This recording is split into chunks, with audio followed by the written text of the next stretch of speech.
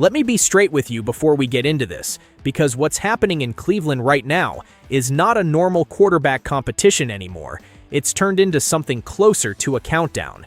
And if you've been following the Browns even casually this offseason, you already sense it. Something has shifted. The vibe around that quarterback room has changed, and I don't think it's changing back.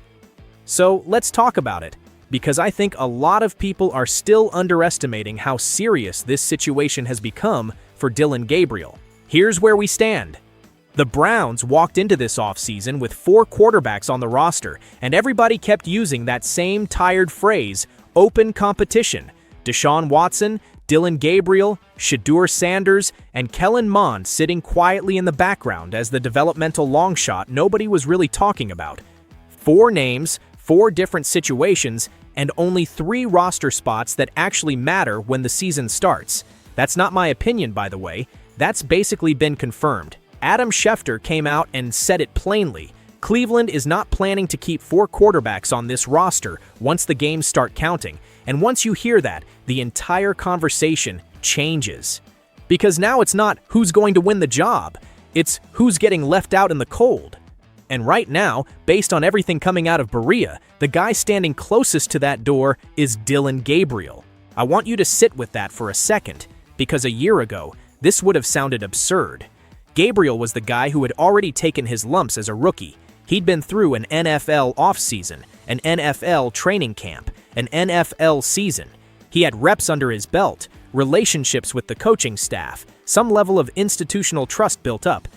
Shedeur Sanders, meanwhile, was the flashy rookie everybody wanted to talk about for reasons that had nothing to do with actual quarterback play. Cameras in his face constantly. Every practice throw turned into a headline. Every offhand comment turned into a debate on national television. If you'd told people back then that within a year, Gabriel would be the one sweating his roster spot while Sanders was being praised as the future, most Browns fans would have laughed you out of the room.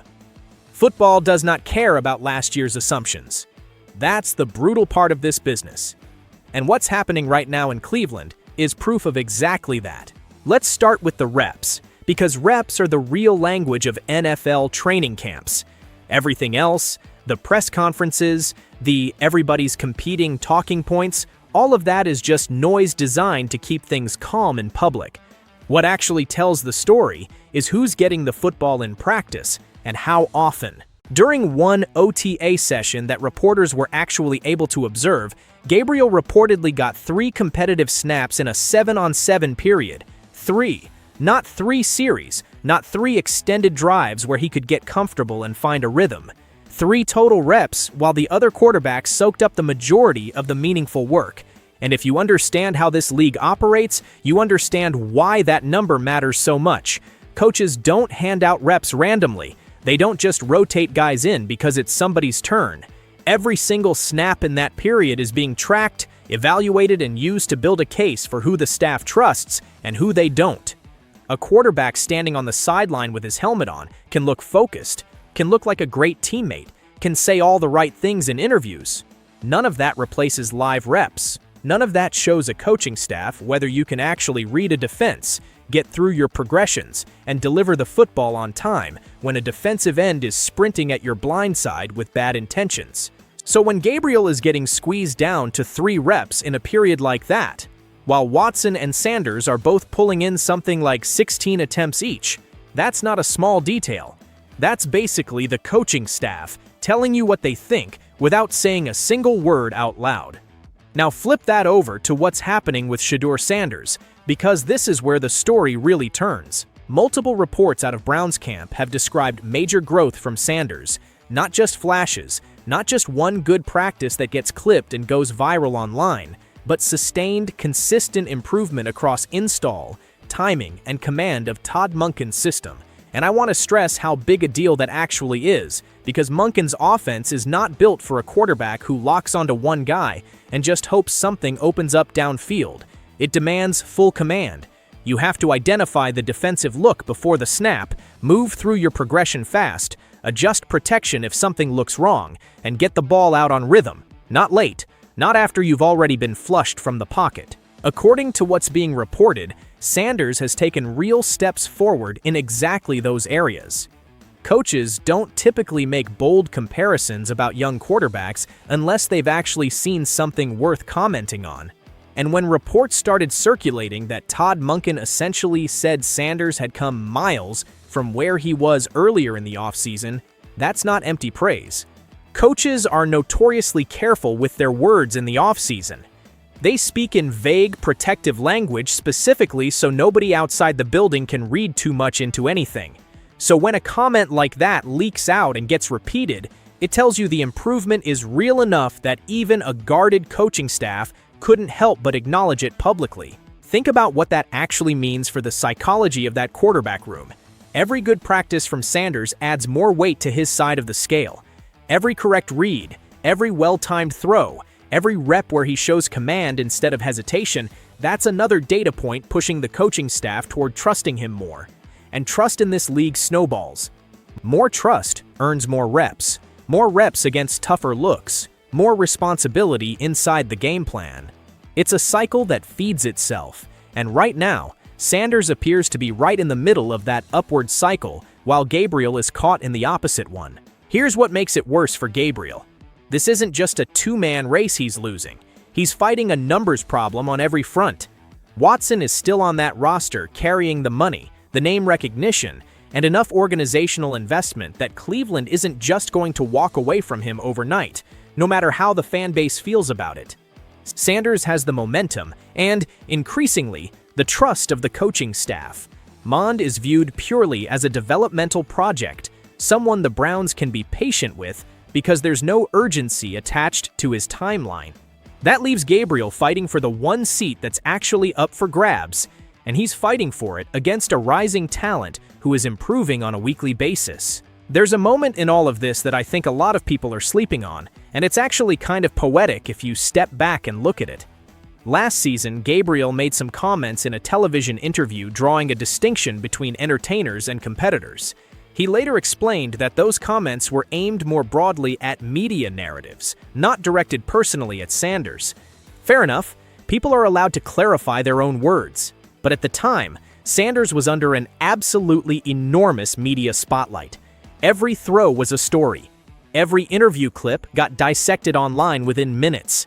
So naturally, a lot of fans connected the dots and assumed Gabriel's comment was a subtle shot at the rookie soaking up all that attention. Whether that was actually the intent or not, almost doesn't matter anymore. Because look at how this has played out. Sanders never fired back publicly. He didn't turn it into a social media feud, didn't grab a microphone to defend his image, didn't spend energy on optics. He just kept showing up, kept putting in the work, and let his development on the practice field do the talking. And now, all these months later, the guy who was allegedly labeled an entertainer is the one being praised by the coaching staff for his preparation, his command of the playbook, and his growth as a passer. Meanwhile, the player who drew that distinction is the one now facing real questions about his roster spot. If you're looking for irony in professional sports, I don't think you're going to find a cleaner example than this one. So, what actually happens to Gabriel from here? Let's talk about it honestly, because there are really only a few paths. Path 1, he turns it around in training camp. Look, this league has seen quarterbacks completely rewrite their outlook in the span of a few practices. One dominant stretch in camp, one standout preseason performance, or even an injury elsewhere on the roster, and suddenly the entire conversation flips again. Gabriel is still in the building. He's still getting some reps, even if they're limited. Nothing here is mathematically final yet, but realistically, given how far behind he appears to be in trust and opportunity compared to Sanders, he probably needs to be close to flawless the rest of the way just to force Cleveland to even reconsider its current direction. Path 2, and this is the one gaining the most traction. Cleveland moves him before the season even starts. There's already reporting suggesting the Browns have quietly begun exploring what a trade market for Gabriel might look like. Nothing official, no announcement, no confirmed deal, but front offices don't spend time exploring outside interest in a player just to pass the time.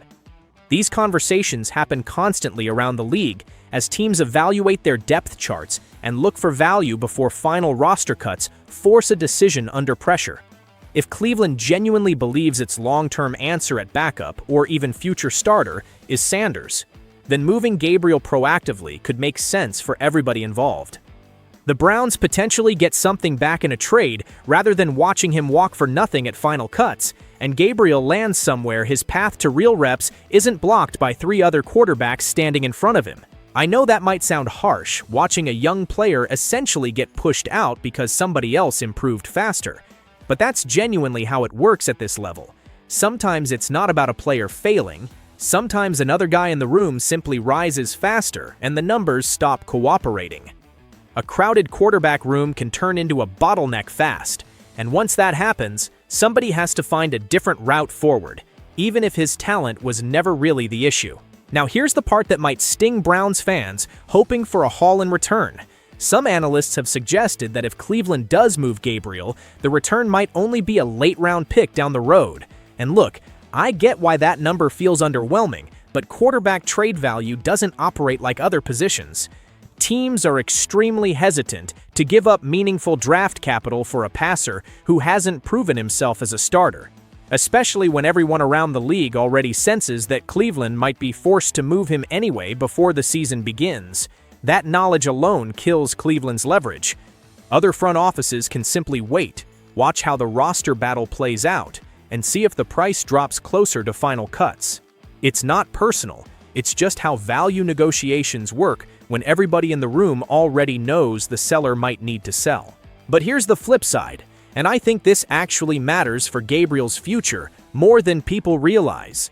Just because his value inside Cleveland's specific quarterback room has dropped doesn't mean his value across the entire league has dropped with it. Injuries happen constantly in this sport. A team can feel completely settled with their quarterback depth in August and suddenly be scrambling by October after one unlucky hit changes everything. Front offices are always quietly stockpiling young arms who already understand professional terminology, professional preparation, professional pace. Gabriel checks a lot of those boxes already. He's operated inside an NFL system, worked with NFL coaching staffs, studied NFL-level defenses. That experience has value, even if it's not maximized in the building he's currently sitting in. A trade, as strange as this sounds, could actually be the best thing that happens to his career. Sitting behind 3 other quarterbacks doesn't develop anybody. Reps develop players. Preseason snaps develop players.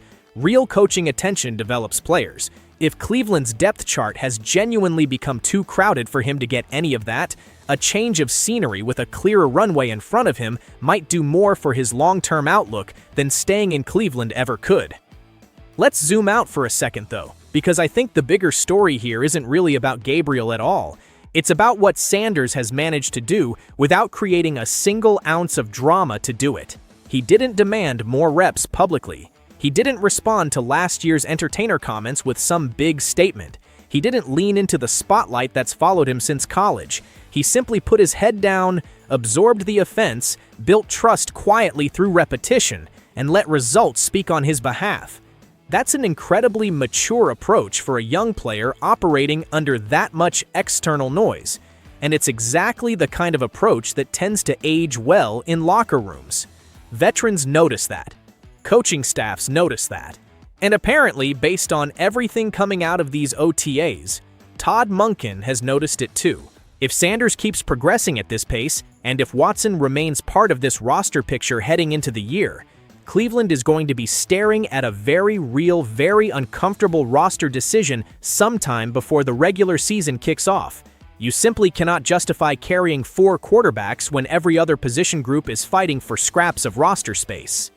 A 4th arm sitting on the bench is a luxury most front offices can't actually afford, not when that same spot could go to depth on the offensive line, another body in the secondary, or an extra piece on special teams. Eventually, math wins. It always does in this league. So where does that leave us heading into camp? Gabriel still has a window, however narrow it might be. Nothing is officially decided, and I want to be clear about that. None of this is locked in stone yet. Training camp can absolutely change a narrative overnight. Preseason football can expose flaws in players everyone assumed had it figured out, and it can also reveal hidden gems nobody was talking about in June. But based on the reps, Based on the reported growth from Sanders, based on Schefter's report about roster limits, the direction this is heading feels pretty clear right now. Shedeur Sanders isn't just surviving in that quarterback room anymore, he's actively reshaping it. And Dillon Gabriel, fairly or not, appears to be running out of room to operate in Cleveland. If this ends the way it currently looks like it's trending, this offseason won't just be remembered as the moment Gabriel's time with the Browns wound down. It'll be remembered as the moment Sanders quietly took over an entire quarterback competition without ever needing to raise his voice about it. I'll leave you with this question, because I genuinely think there's no easy answer here. Do you think Cleveland should move on from Gabriel and hand Sanders a bigger role right now? Or do you think there's still a version of this where both young quarterbacks stay in that building long term? Because from where I'm sitting, the numbers are already starting to make that decision for the Browns, whether they're fully ready to admit it publicly or not.